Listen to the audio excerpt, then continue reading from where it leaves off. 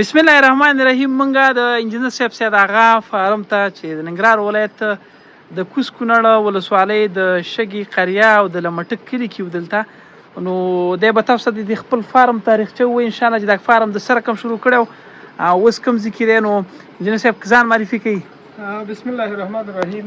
انجینر سید آغا د ننګرهار ولایت د خیوي ولسوالۍ د شګي د قریې اوسیدونکی. په لومړي سر کې تاسو ته ښه راغلاست وایو. ستړي مه شئ، هر کله راشئ. ډیره مننه چې زمونږ احوال مو اخیسته. دغه فارم په تاریخچه باندې به زه دومره ووایم چې د 1488 کال د یو ډېر محلي نسل له موږ شروع کړه. په هغه وخت کې د لس سپین غر شرکت له خوا نه د بوجي او افغان په نامه باندې فرانسوي منبیلار ستنې استراګانې واردېدلې چې د هغې څخه شروع کړه. د څلورو خواو نه بالاخره اوس تقریبا 40 مالونو ته رسېدلي دي. 40 ته او بل دې کې داسې وخت راغلی چې موږ ترې خرڅ کړي هم دي، ضرورت هم پیدا شوی دی.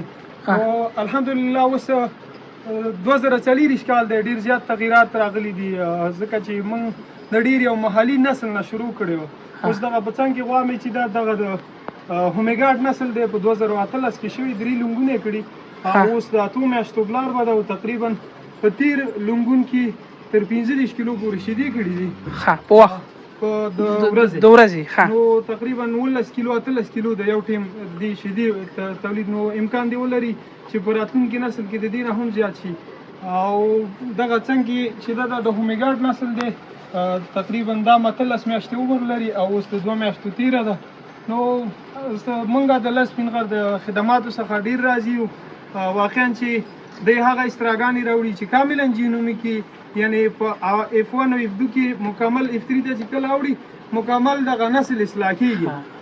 ډېره مننه، موږ راضي د ستاسو د خدماتو څخه. کورمدان دغه غوا چې د 2018 کال نه تا سره ده او د مرضونو کوم موضوعات کلسیم کموالی دا دومره مقاوم نسل دی چې تر اوسه پورې دې ته ما ستنه نه ده کړې.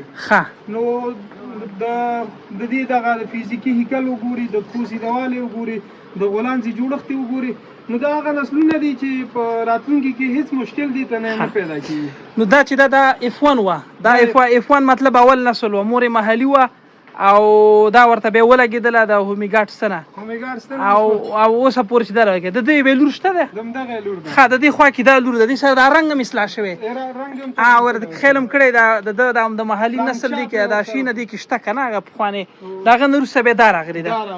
دا څومره عمر ده؟ اوس دا د تقریبا 18 میاشتو عمر ده او 2 میاشتې تیره ده او دې ته مې د جنروي ستنه کړې ده.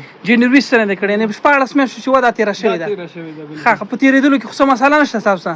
نه هېڅ مشکل نشته دی. انجینر صاحب دا غوا چې دا د کوم نسل ده؟ دا هم د هومیګارډ نسل نه ده. تقریبا چې دا هم 14 میاشتې عمر لري، تر اوسه تېره شوې نه ده.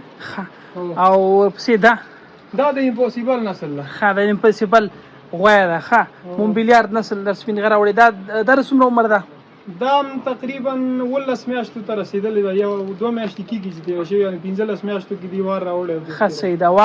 هغه د هومیګارډ نسل ده، د کراس بیډ ده، یو خپل د محلي نسل سره نه دغه شوی کراس شوی ده او دغه شی ترې راغلی. ماشاءالله ډېر اوږد او قوي هیکل لري او ډېر د غولانځې جوړښت هم ډېر برابر دی. نو دې ته مې جنروي ستنه کړې ده. راتلونکي کې دی د ګرمۍ مقاومت لري. صحیح، مننه. ژوندی اوسئ.